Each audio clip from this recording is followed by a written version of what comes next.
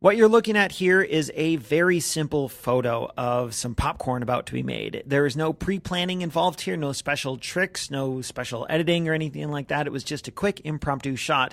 But the twist here is that this picture has a tiny bit of personal meaning to me, just a bit, as opposed to a lot of the shots on Weekly 50 that are just like, hey, here's a cool picture I took that just some random person or random object.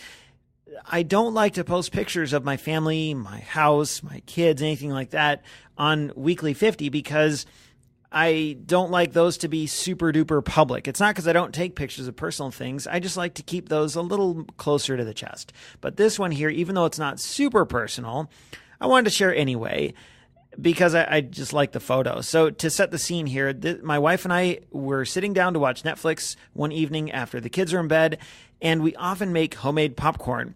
If you like popcorn, as a side tip, don't always rely on microwave. It's super tasty and not very difficult to make homemade popcorn. And what you're looking at here is a Stir Crazy popcorn popper from Amazon. It's like $30, a little bit of coconut oil, a little bit of Redenbacher seeds. You got to get the good stuff. Don't get the off-brand seeds. And there you go. It's super easy and it's really tasty. So if you learn nothing else from this photo, at least take away from this that you got to try homemade popcorn sometime.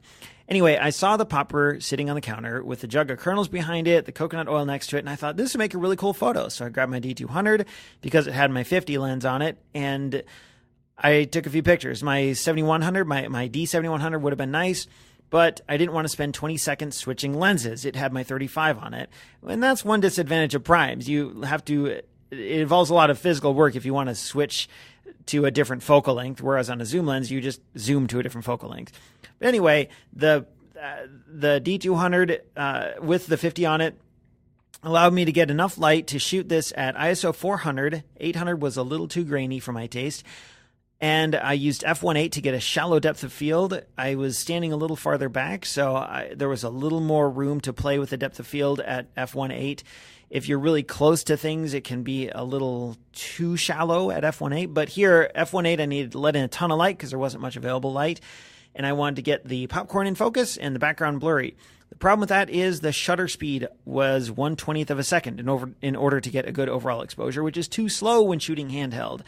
So I used a lesson that I've learned through taking a lot of these Weekly 50 photos. When you're shooting with a slow shutter, compensate by taking a ton of shots. Chances are at least one will be in focus.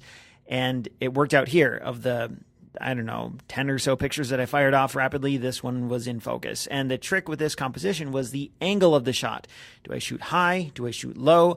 I took several more at a lower angle, but I didn't like it as much because you couldn't see much of the popcorn. And one final note about this photo, I purposely left the white balance a bit yellow because it reflects the mood of when it was shot. It was evening, the sun was down, it was a bit of peace and quiet before going to bed and then waking up the next day to take care of the kids and everything else. And so I liked leaving it slightly more tinted in that direction on the white balance Kelvin scale.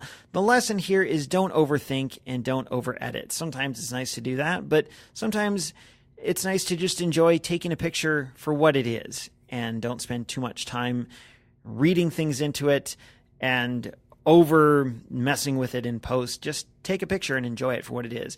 Also, make homemade popcorn. It's super yummy.